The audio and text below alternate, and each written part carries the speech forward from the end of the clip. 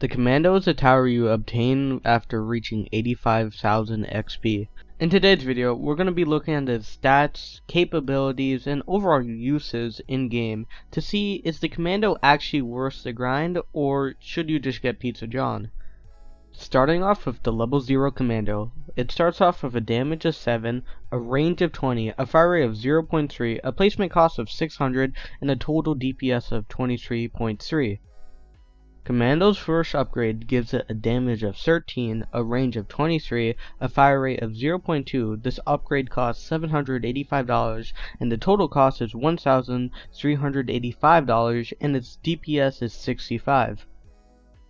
The level 2 Commando has a damage of 16, a range of 23, a fire rate of 0.1, an upgrade cost of $2,350, a total cost of $3,735, and a total DPS of 160.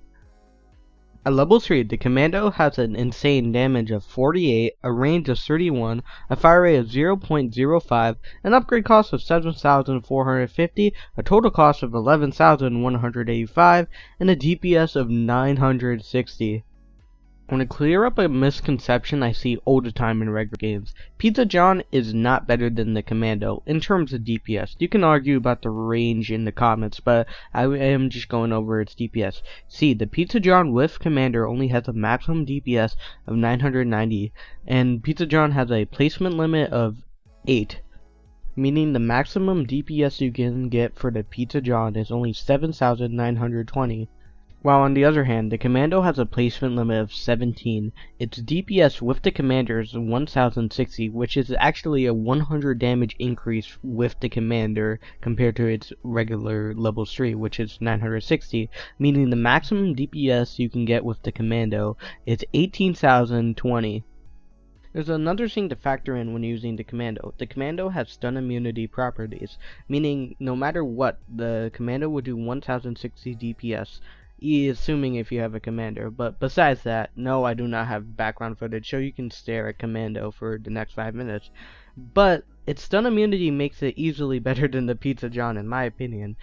See, if you see Pizza John as 990 DPS on a single tower, but it can get stunned, stunning is usually 5 seconds, meaning you will lose out on that amount of DPS for 5 seconds, but the Commando will always do its DPS no matter how much time the boss stuns, and I feel like with its decent range, it makes up for that factor with its stun immunity, so the Commando, in my opinion, is better than the Pizza John, and also with higher DPS. There's also something else the Commando is not really known for. Its early game, mid game, and late game potential. The Commando being able to be placed down in wave 1 makes it a pretty decent early game with its 23 DPS, meaning it can handle the early waves pretty easily. And I feel like people underrate that feature of the Commando. Commando, it's not really made for early game, but it can be used for early game, and I feel like people could use it for early game a lot more than people do. It's not obviously the best speedrunning tower, but Commando is just really great for the value in the early levels with 23 DPS, and especially its first level with 65 DPS, it is absolutely insane. But the Commando can also be used for that also, and I feel like my closing argument for this video, by the way, is that the Commando is underlooked because it's very close to the Platinum Minigunner requirement, so people really just skip over the Commando, only using it to grind Molten, and when they get Commando, they really just replace it. The Commando is actually really great, and I feel like it may be a little controversial to say if people don't use it, because I really don't know, I play a solo a lot, but yeah, the Commando is definitely a great tower, and definitely worth the grind, and I feel like as the game becomes more and more less Platinum Minigunner based, I feel like the Commando will have its time to shine.